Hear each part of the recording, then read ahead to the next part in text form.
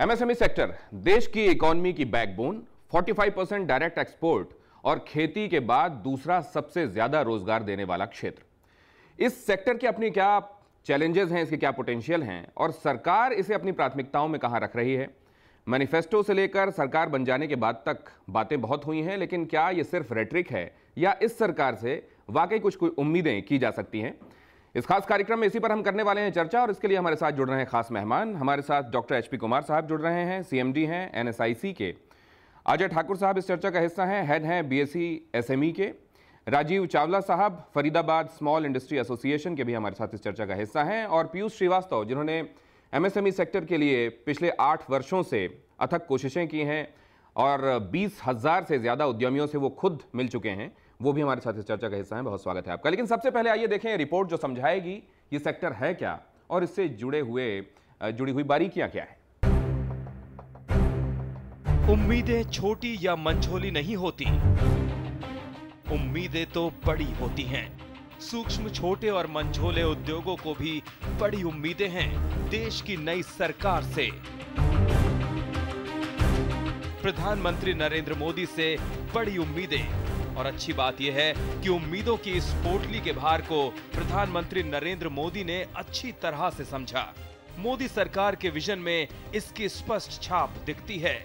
सरकार MSME sector के विकास के लिए प्रतिबद्ध दिखती है, और हो भी क्यों ना, देश की जीडीपी में इस सेक्टर का 8% का योगदान है, जिसे बढ़ाया जा सकता है। कृषि के बाद ये सबसे ज्यादा रोजगार मुहैया करवाने वाला सेक्टर है, और इस सेक्टर का विकास करके बेरोजगारी की समस्या को काफी हद तक दूर किया जा सकता है। देश के विकास को गति देने के लिए पहले इस सेक्टर के विकास को गति देनी होगी। नई सरकार इन सारी चुनौतियों से वाकिफ दिखती है। इस सेक्टर के उद्यमियों के लिए स्थितियां मुश्किल हैं, जिसे बेहतर बनाने की कोशिश हो रही है। हमें अनुभव करते हैं कि जो थोड़ी सी पूंजी लगाकर अगर हम इंटरप्रेन्योर को प्रोत्साहित कर सकते हैं तो हमारी सफलता होगी। लेकिन ये बात सही है कि इसके मार्ग में कठिनाइयां हैं। वो मार्ग में जो कठिनाइयां हैं, अभी तो मैंने देखा है, प्रत्यक्ष हम इन लोगों से वार्ता कर रहे हैं। वार्ता करने के पश्चात ही इन कठिनाइयों का समाधान करते हुए इसको प्रभावी स्वरूप दिया जा सकता है। सरकार ने इस बार के बजट में भी एमएसएमई सेक्टर के विकास पर विशेष जोर दिया है। वित्त मंत्री अरुण जेटली ने एमएसएमई सेक्टर में वेंचर कैपिटल फंड के लिए 10,000 करोड़ रुपए का प्रावधान किया है। 200 करोड़ का अलग से प्रावधान किया गया है, जिससे इस सेक्टर में टेक्नोलॉजी सेंटर नेटवर्क के निर्माण और रचनात्मक को बढ़ावा देने के लिए रखा गया है। सरकार का एग्रो इंडस्ट्री को बढ़ावा देने पर खास जोर है। अपने बजट भाषण में वित्त मंत्री अरुण जेटली ने यह वादा भी किया कि सरकार बेहतर उद्यमशील को बढ़ावा देने का हर संभव प्रयास करेगी और एंटरप्रेन्योर फ्रेंडली एनवायरनमेंट बनाने की कोशिश की जाएगी। इसके साथ ही घाटे में चल रहे उद्योगों को उबारने के लिए आसान प्रक्रिया अपनाने का प्रस्ताव है, ताकि ज्यादा से ज्यादा उद्यमी इस सेक्टर के साथ जुड़ सकें। इतना सब इसलिए हो रहा है क्योंकि विपरीत हालात में भी इस सेक्टर ने देश की अर्थव्यवस्था में अपना अहम योगदान दिया है। देश की जीडीपी में 8% की हिस्सेदारी, देश के कुल मैन्युफैक्चरिंग प्रोडक्ट्स में 45% का योगदान, देश के कुल निर्यात में 40% की महत्वपूर्ण हिस्सेदारी। इन आंकड़ों से ये समझा जा सकता है कि अगर इस सेक्टर को सरकार का सहयोग मिले तो देश की अर्थव्यवस्था कितनी बेहतर हो सकती है। इस बात को हम भी समझते हैं, इसलिए समय न्यूज नेटवर्क और माई आइडिया 100 ने अपने सामूहिक प्रयास से इस सेक्टर के उद्यमियों के सपनों को उड़ान देने के लिए समय उद्यमी अवार्ड की कल्पना की। हम प्रतिबद्ध हैं ऐसे उद्यमियों के हौसले का भरपूर सम्मान करने को, जो अपनी मेहनत से देश की तकदीर बदलने की नींव रख रहे हैं। पहले झारखंड, फिर उत्तर प्रदेश के ऐसे ही उद्यमियों को सम्मान कर हमने उनका मान रखा, और अब बिहार के उद्यमियों की बारी है। हमारी कोशिश है कि ऐसे उद्यमियों के रास्ते रोशन हो, उनके आगे बढ़ने का हौसला बना रहे, नई तस्वीर गढ़ने की कोशिश लगातार चलती रहे। और आइए अब इस रिपोर्ट को देखने के बाद समझें कि इसमें जो दिखाया गया उसके अलावा कौन सी वो बारीकियां हैं जो अक्सर लोगों से छूटती हैं। ये सेक्टर, इसके चैलेंजेस और पोटेंशियल के लिहाज से। और चर्चा की शुरुआत पीयूष से ही करें। पीयूष, इस बार जब आप मिलके आए इन उद्यमियों से इस सरकार के बनने के बाद, सिनेरियो उनको भी बदलता हुआ नजर आ रहा है क्या? बहुत बड़ा चेंज है दिनेश। हमने जिस तरह से देखा खासतौर से उत्तर प्रदेश, बिहार, झारखंड, ऐसे रीजन में जहाँ पे हमने देखा बहुत छोटे छोटे जहाँ पे उद्यमी हैं, उनके अंदर किसी तरह की एक उम्मीद की किरण अब जागी है कि किसी न किसी तरह से अब बदलाव आएगा। लेकिन इस ओवरऑल सेक्टर के को अगर हम ध्यान से देखें तो मुझे लगता है कि जितना बड़ा इसका कंट्रीब्यूशन है उस तरह का रिकॉग्निशन अब तक इसको मिला नहीं था। और जिस तरह का अगर आपने बजट देखा हो, जिस तरह से अरुण जेटली साहब ने बजट पेश किया, जो बातें उन्होंने रखी हैं, जिस तरह के प्रोविजंस उन्होंने किए हैं बजट में, साफ कहीं ना कहीं ये दिखता है कि ये सेक्टर एक बार फिर से सरकार की प्राथमिकता पे दोबारा वापस आ चुका है। नहीं, लेकिन जिस तरह की नजरे इनायत की उम्मीद आपको वित्त मंत्री से थी, क्या वैसा ही कुछ नजर आया राजीव चालवा साहब, या अभी आप भी समझ रहे हैं कि वो खुद ही शू स्ट्रिंग हैं कई मामलों में और एलोकेशंस के मामले में? मुझे लगता है कि वक्त के हिसाब से और जिस दौर से हमारी इकोनॉमी पिछले 3-4 वर्षों से गुजरी है उसके हिसाब से बेहतरीन बजट था, ख़ास तौर से एमएसएमई सेक्टर के लिए, क्योंकि इसमें कई चीज़ों का एड्रेस किया गया। सबसे पहले उन्होंने एक उद्यमिता अभियान की बात की, उन्होंने रूरल एंटरप्रेन्योरशिप की बात की, उन्होंने 200 करोड़ रुपए का बजट उसके लिए रखा। उन्होंने डिस्ट्रिक्ट वाइज इंक्यूबेशन सेंटर्स और एंटरप्रेन्योरशिप डेवलपमेंट सेंटर्स को खुलने की बात की। मुझे लगता है कि बेरोज़गार से स्वरोज़गार अगर हम बात करें तो अपने आप में ये बजट उस अभियान की शुरुआत कर सकता है।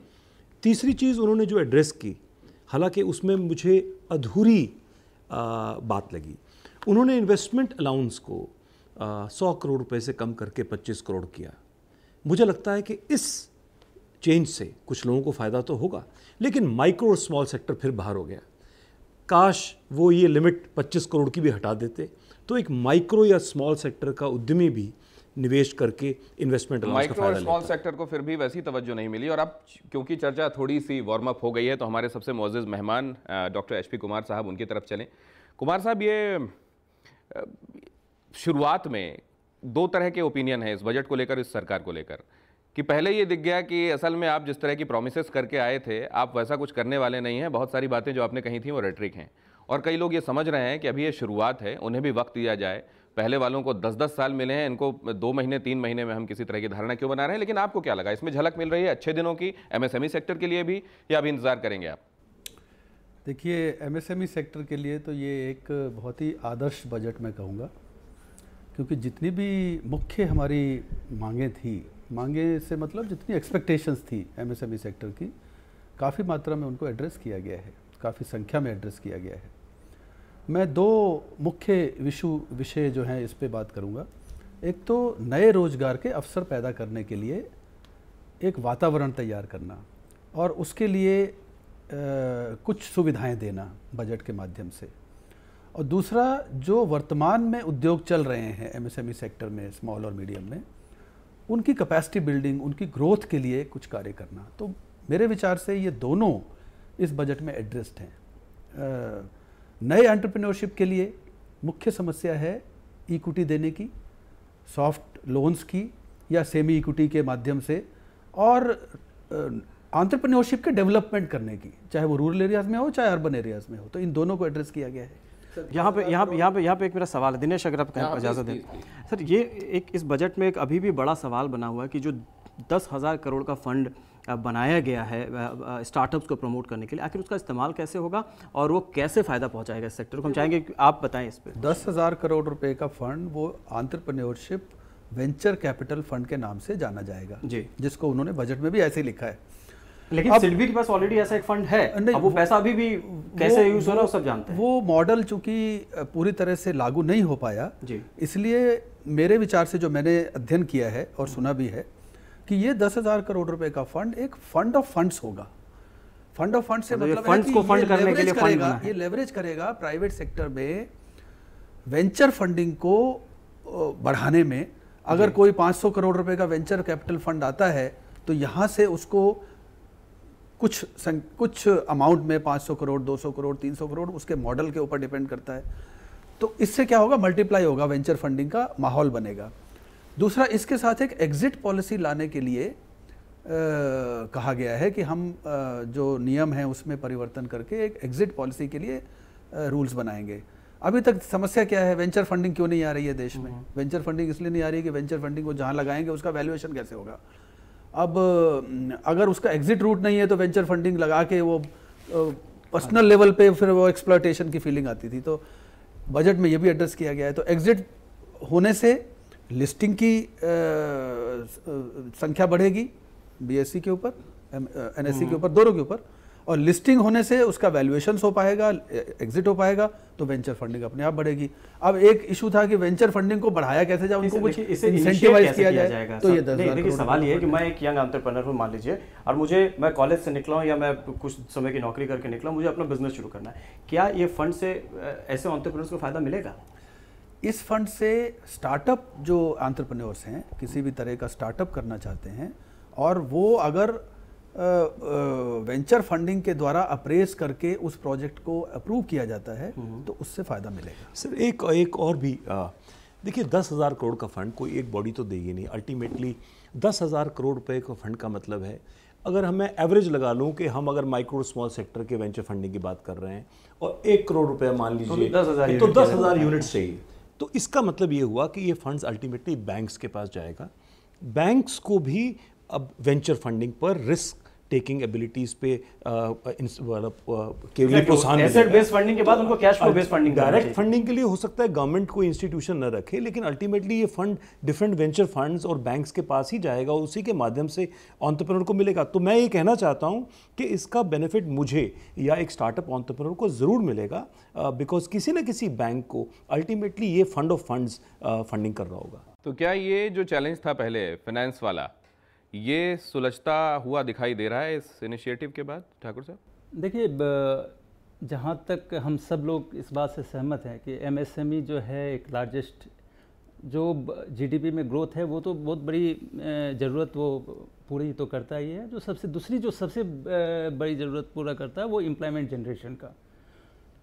जहाँ तक बजट में 10,000 करोड़ की भी बात की है, और हमको देखना है आगे चल के इसका एग्जीक्यूशन कैसे होता है। अगर 1-1 करोड़ रुपया जैसे इन्होंने बोला भी फंडिंग किया जाए तो वो पूरी होगी, लेकिन इसका फ्रेमवर्क क्या होगा ये अभी तक क्लियर नहीं है। तो इससे बढ़िया माहौल और कोई नहीं हो सकता, लेकिन जैसा ठाकुर साहब कह रहे थे कि कई जगहों पर अभी क्लैरिटी का आना बाकी है। एक छोटे से ब्रेक के लिए रुक रहे हैं, चर्चा जारी।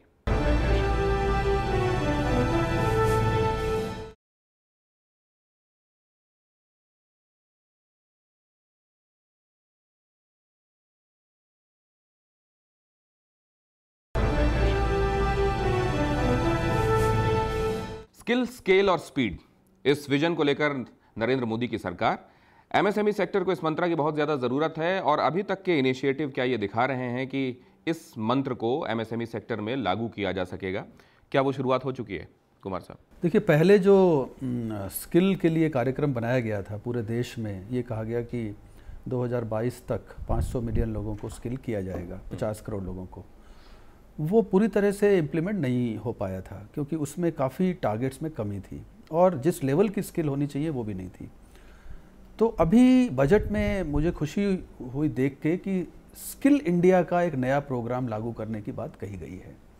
उसका प्रारूप क्या होगा वो अभी सामने आना बाकी है, परंतु ये अवश्य है कि देश में जितनी मात्रा में लोग, जितनी संख्या में लोग अनस्किल्ड हैं, और जिस तरह से इंडस्ट्री को और बाकी सेक्टर्स को, सर्विसेज सेक्टर को, इंफ्रास्ट्रक्चर सेक्टर को स्किल्ड लोगों की ज़रूरत है, वो हमारे यहाँ अवेलेबल नहीं है।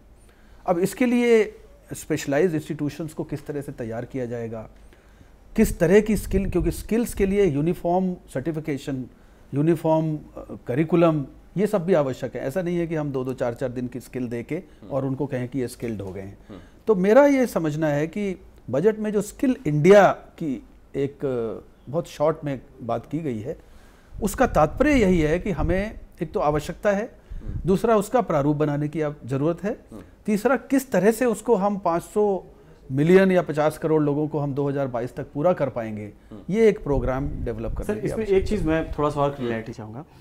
पहले तो क्या ये तय हो पाया है कि आखिर स्किल की जो परिभाषा है वो स्टैंडर्ड परिभाषा क्या है? जैसे कि आप शिक्षित हैं कि नहीं, इसके लिए एक बेंचमार्क सेट किया गया है। क्या उसी तरह से वर्ल्ड लेवल पे हम उस स्किल डेवलपमेंट जो दुनिया भर में चल रहा है उसके बराबर आ पाए? क्या उस लेवल पे कोई परिभाषा तय की गई? मैं इसलिए कहना चाहूँगा क्योंकि अगर पर कैपिटा प्रोडक्शन हमारे जो कैपेसिटी देखें अगर आप, तो हम कहीं नहीं स्टैंड करते। अमेरिका का करीब $1,03,000 है। अगर हम जर्मनी जो कि बेस्ट है जिसको हम कंपेयर करें तो $99,000 वहाँ का भी है। हमारा इमीडिएट कॉम्पिटिटर जिसको हम कहते हैं सो कॉल्ड चाइना, वहाँ पे भी करीब $16,000 पर कैपिटा प्रोडक्शन है वहाँ पे। हमारे यहाँ तो $4,000 मुश्किल से अभी पहुँच पाई है। तो ये यकीनन इसमें इंसान वही है, लेकिन वो स्किल की ही कमी है कहीं ना कहीं, और शायद इंफ्रास्ट्रक्चर का जो रोल है वो अपनी जगह है, लेकिन वो स्किल की ही कहीं ना कहीं कमी है। तो क्या उसका कोई डेफिनेशन, कोई पैरामीटर कुछ ऐसा सेट करके उसको काम आगे बढ़ा रही है सरकार? देखिए, स्किल्ड और अनस्किल्ड में अंतर तो किया गया है नियमों, इंटरनेशनल स्टैंडर्ड के अकॉर्डिंग। नहीं, मैं एक्चुअली इंडियन जो भारत में हमारे जो नियम हैं, क्योंकि आप देखें मिनिमम वेजेस एक्ट में मिनिमम वेजेस स्किल्ड के लिए अलग और अनस्किल्ड के लिए अलग निश्चित की जाती है। तो उसका डिफिनीशन तो है।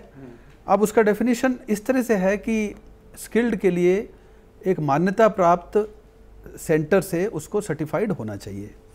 अब यहाँ समस्या क्या है, आपका प्रश्न मैं उसी तरफ ला रहा हूँ, आपका प्रश्न बहुत वैलिड है, मैं उसको और क्लैरिफाई करने की कोशिश कर रहा हूँ। ये समस्या है, उसको समस्या को मैं एक्सप्लेन कर रहा हूँ कि अब अलग अलग सेंटर्स जो सर्टिफाइंग सेंटर्स हैं स्किल के, उनके अलग अलग करिकुलम हैं, यूनिफॉर्मिटी नहीं है। अब आप इंटरनेशनल लेवल के स्किल डेवलपमेंट की बात करेंगे तो हमें यूनिफॉर्मिटी चाहिए, जो कि हमारे देश में भी उसी तरह से मान्यता प्राप्त हो और विदेशों में भी उसी तरह से मान्यता प्राप्त हो।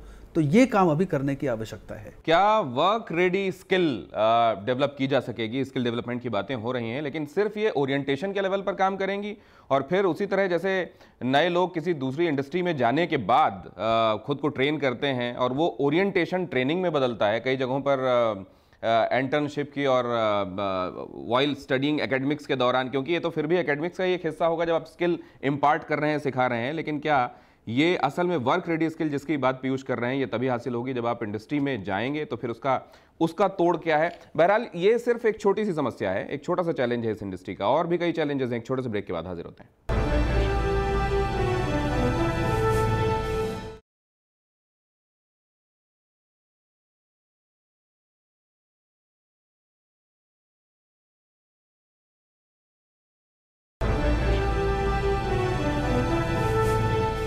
इस देश की ज़रूरत है कि यहाँ लाल फीताशाही, जगह जगह पर आने वाले हर्डल्स खत्म हों और उसकी जगह सुविधा हो उन लोगों को जो इस अपनी और अपने माध्यम से समाज की और देश की उन्नति के लिए कुछ करना चाहते हैं। लेकिन क्या सरकार उस तरह का कंड्यूसिव एटमॉस्फेयर उनको देने के लिए अब आगे बढ़ रही है? कहा तो यही जा रहा है कि गवर्नेंस ज़्यादा से ज़्यादा होगा, गवर्नमेंट कम से कम की जाएगी, लेकिन एमएसएमई सेक्टर क्या चाह रहा है? पीयूष, क्या चाहता है ये सेक्टर? किस तरीके से हो और कैसे कैसे वो इन्वायरमेंट मिले जिसमें ये फ्लरिश हो? देखिए दिनेश, कुछ समय पहले एक वर्ल्ड बैंक की रिपोर्ट आई थी जिसमें करीब 190 देशों के ऊपर एक सर्वे किया गया, जिसमें कि ईज़ ऑफ डूइंग बिजनेस के आधार पर भारत की रैंक 132वीं थी। अब वो 132वीं रैंक पे आप कहाँ बिजनेस करें? अगर अब उसको चैलेंज ये है कि उस 132वीं से उसको हम 32वीं पे कैसे लाएं, ये बड़ा सवाल है मेरे ख्याल से।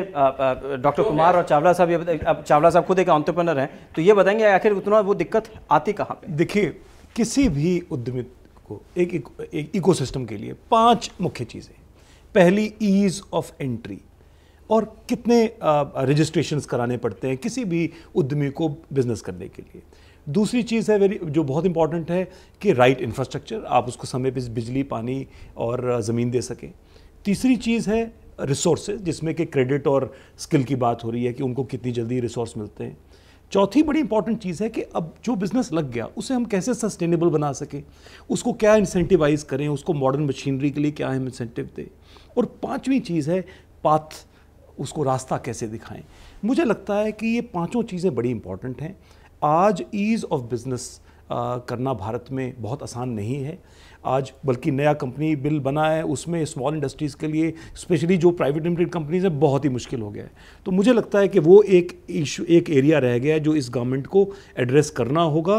Micro, small and medium enterprises के सेक्टर में कंपनी लॉ बिल वर्तमान फॉर्म में सबसे बड़ा एक रोड़ा है बिजनेस को बढ़ाने के लिए। मुझे तो लगता है कि कैसे बिजनेस ना करें यही है इस कंपनी लॉ बिल को आप देखें तो उसमें जो प्रोविजंस स्मॉल सेक्टर की इंडस्ट्रीज के लिए किए गए हैं, जो ओवरऑल किए गए, कैसे बदलेगा ये संभव नहीं। अगर है तो ओवरनाइट चेंज होने वाला है। नहीं, इतना ब्लीक सिनेरियो भी नहीं है। मेरा मानना है कि देखिए, कठिनाइयाँ तो हैं, क्योंकि हमारे जो एंट्री पॉइंट्स हैं, अप्रूवल्स के जो मेथड्स हैं, रिसोर्स इकट्ठा करने के, चाहे वो फाइनेंस लेना हो, बैंक लोन लेना हो, या इक्विटी लेनी हो, वो इतना आसान नहीं है कि आपको पहले दिन में ही कोई ला के दे देगा। आवश्यकता है पहले तो इन प्रोसीजर्स की अवेयरनेस क्रिएट करने की, जानकारी देने की कि आप किस चीज़ के लिए कहाँ पे जाएं। आपको अगर पैन का अप्रूवल लेना है तो कैसे लें, आपको अगर अपनी स्मॉल इंडस्ट्री का रजिस्ट्रेशन कराना है तो कैसे लें। इसके लिए पहले तो अवेयरनेस। दूसरी बात, छोटे उद्योगों के लिए जो माइक्रो एंटरप्राइजेज हैं, जिसमें बहुत अधिक पूंजी की भी आवश्यकता नहीं है, बहुत अधिक, उनके लिए इतना मुश्किल नहीं है। उसके लिए आपको अपनी एक फर्म रजिस्टर करानी है, जो कि अब कंप्यूटर से हो रही है, आईटी के माध्यम से। और लगभग कई स्टेट्स ने शुरू कर दी है कि आप अपनी फर्म को आईटी उस प्लेटफॉर्म पर ही रजिस्टर करा सकते हैं, ऑटोमेटिक हो जाता है। पैन का रजिस्ट्रेशन 15 से 20 दिन लगता है, वो आपको लेना है।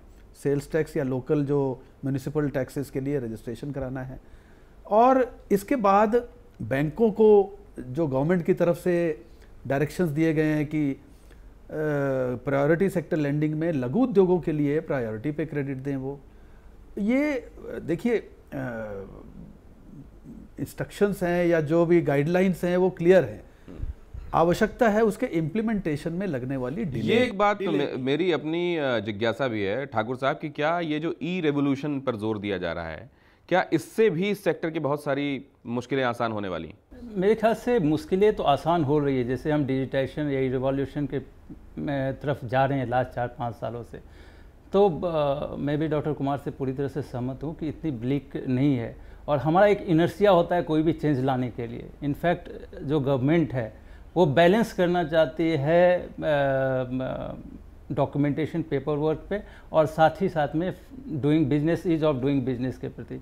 तो हमको ये दोनों चीज़ बैलेंसिंग करने के लिए की तरफ जाना होगा, ताकि लोग जो है आसानी से बिजनेस भी कर सके और पेपर वर्क भी ढंग से कर सके, वो सारी चीज़ें करें। लेकिन जो सबसे ज़रूरत है वो ये है कि वन विंडो सॉल्यूशन होनी चाहिए। कोई भी चीज़ों की जो है ना, लोगों को 10 जगह 15 जगह नहीं भागना पड़े। इसका जिक्र मोदी साहब ने भी अपने बजट, अपने मैं तमाम चुनावी भाषणों में भी किया। उसी पे आ रहा हूँ कि बजट के बारे में हम बहुत बात कर रहे हैं। इनफैक्ट हमको जो है ना प्रॉब्लम ये होता है कि हम बजट पे जाकर के रुक जाते हैं। ये बजट जो है एक मैक्रो इकोनॉमिक पॉलिसी होती है, जिसकी इम्प्लीमेंटेशन जो है कंटिन्यूअस होती रहती है। जैसे रेल बजट से आने से पहले सरकार ने जो है दाम टिकटों की बढ़ा दी थी, वो रेल बजट में ही नहीं किया गया। उसी तरह मेन बजट में बहुत सारी पॉलिसी डिसाइड होती है, जिसकी इम्प्लीमेंटेशन धीरे धीरे और आगे भी पॉलिसी डिसीजन लिए जाते हैं, जो ऑर्डिनेंस के थ्रू भी पास किए जाते हैं। तो मेरे ख्याल से गवर्नमेंट उस दिशा में अग्रसर है और आगे चल के ease of doing business. In fact 30-35 सालों में हमने कोई एक गवर्नमेंट नहीं देखा है, मिली जुली सरकार थी। पहली बार एक सरकार को हमने बहुमत में आते देखा। और अगर हम प्रॉपरली जो है उनके सामने रिप्रेजेंटेशन करेंगे तो गवर्नमेंट उस दिशा में, और इसीलिए इस सरकार से उम्मीद भी है हमारी, क्योंकि मुझे लगता है कि जो कंपनी बिल नया है उसमें अगर अमेंडमेंट करने की संभावना है तो इसी सरकार से हम उम्मीद कर रहे हैं और इसीलिए बात कह रहे हैं। सर, अभी आपने जिक्र किया स्केल स्पीड का। यदि इस देश में एंटरप्रेन्योरशिप वर्ल्ड में उद्यमिता के लिए स्केल और स्पीड की हम बात कर रहे हैं, और यदि 125 करोड़ लोगों के देश में हमें उद्यमिता को एक अभियान बनाना है, तो स्केल और स्पीड के लिए हमें ईज़ ऑफ डूइंग बिजनेस को देखना ही पड़ेगा, रिविजिट करना पड़ेगा। सिर्फ इसलिए नहीं कि हमने पिछले 60 वर्षों में क्या किया, हम अगले हर 6 वर्ष में हमें उतना करना है और उसके लिए इसे आसान बनाना पड़ेगा। आज इसमें राज्य सरकारों का बहुत रोल है, क्योंकि इंडस्ट्री अल्टीमेटली एक स्टेट सब्जेक्ट है। बहुत सी राज्य सरकारें आज तक उन्होंने केवल जिला उद्योग केंद्र में रजिस्ट्रेशन को भी ऑनलाइन नहीं किया है। तो जो स्थिति आंध्र प्रदेश या तमिलनाडु या गुजरात में है, हो सकता है वो स्थिति और कई राज्यों में ना हो। और मुझे लगता है कि जीएसटी के आने से भी सिंप्लीफाई होगा। तो ये वक्त है लेबर लॉज को रिविजिट करने का, कंपनी की कंप्लायंसेस को विजिट करने का, रिविजिट करने का। वैसे भी देखिए, अगर इस बार 3 महीने का एक टाइम ब्रैकेट मांग के एक कमेटी की गठन करने की बात कही है अरुण जेटली साहब ने अपने बजट में, जिसमें आरबीआई के मिनिस्टर ऑफ एमएसएमई और मिनिस्टर ऑफ फाइनेंस के लोग होंगे। देखा जाएगा कि वो फिर आखिर किस तरह से चैलेंजेस को। हमारी इन बातों से ऐसा नहीं लगना चाहिए, ऐसा नहीं है कि बिल्कुल बिजनेस करना ही बहुत मुश्किल है। तो वहां से एक सफा लेते हुए जहां पीयूष ने ये बात कही थी कि अमूमन ये देखने को मिलता है कि सिस्टम इस तरह के रोड़े अटकाता है कि बिजनेस करने वाला ये सोच जाए कि ये सिस्टम तो दरअसल यही सिखाने में लगा हुआ कि आप इन वजहों से बिजनेस नहीं कर सकते। लेकिन आने वाले दिनों में इन मामलों में सुविधा और बढ़ने की उम्मीद है। इस सरकार से लोग उम्मीद लगाए बैठे हैं। देखें कि ये सरकार उन उम्मीदों पर क्या वैसी ही खरी उतरती है जिस स्तर की उम्मीदें भी हैं? बहुत धन्यवाद आप सभी का हमारे साथ चर्चा में जुड़ने के लिए, बेहद शुक्रिया। फिलहाल इतना ही।